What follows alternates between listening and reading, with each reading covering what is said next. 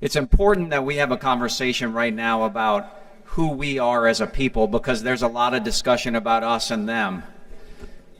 In 1719, John Law decided to offer prisoners in Paris something that they could not refuse. He offered them their freedom as long as they were willing to marry a prostitute and move to Louisiana. He went as far as to raid the hospitals for drunks and disorderly, and he invited them to a new paradise called Louisiana. That is our shared history. That's where we come from.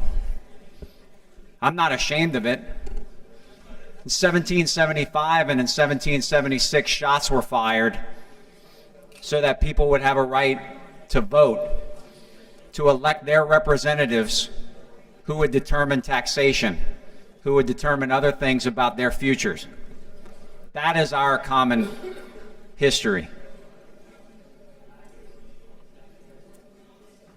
There are plenty of reasons that have been stated during this debate as to why we should do this, why we should pass this bill for others. I'm going to ask you to pass this bill for yourself. Don't be someone who votes against participating in the American system of government. Don't be someone who votes to continue to take away people's right to express their will at the voting booth.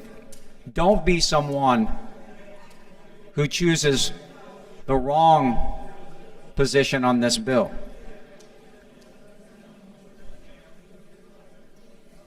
I'm a former prosecutor. I'm proud to have done the work that I was called to do before I came to serve in this body. But I'm also proud to know many people who have been convicted of felonies and who have risen above their incarceration, who have paid their debt to society, and who now, after serving at least 5 years, would have an opportunity to cast their vote. Members, this bill is the right thing to do, but let me ask you to cast your vote for it for another reason. Because there is no real amendment to the bill. This is a game. Representative Smith is asking you to concur in the Senate amendments, but there are no real Senate amendments. This was just their opportunity to put this bill back before this body in an attempt to kill it. We're out of time. So members, I would ask you to please join me in supporting this bill. For the floor on the bill, Representative Shadowin. Thank you, Mr. Speaker. Members of the People's House, I would have declared I've been listening to the debate on passing a bill. We have. 59 to 42. And the other chamber, the Senate, has passed it 24 to 13. And I feel like we've kind of lost our way here this afternoon, because what you're being asked to vote on are these words: notwithstanding any other provision of law, no person shall be permitted to register or vote pursuant to this section if he is convicted of a felony offense of election fraud or any other election offense pursuant to LRS 18:1461.2, and he is under an order of imprisonment. We've passed the bill in both houses.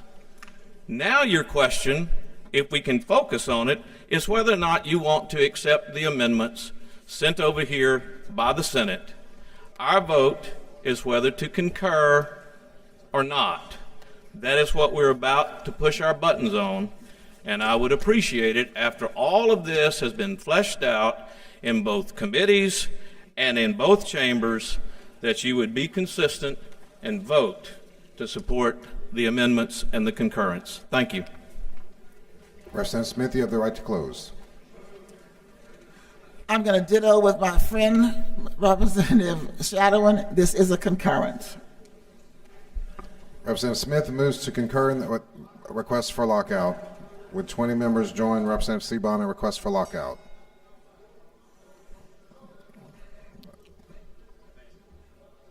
A lockout is obvious. Quorum call, members. When the clerk opens the machines, vote your machines only, members. Quorum call, Representative Bagnaia is here. Are you through voting? Are you through voting? Clerk will close the machine. 97 members present. Representative Smith moves to concur in the Senate amendments. As many of you in favor of concurrence, vote yes. Those opposed, vote no. The clerk will on the machine. Vote your machines, members. Vote your machines. Are you through voting? Are you through voting? Clerk will close the machine.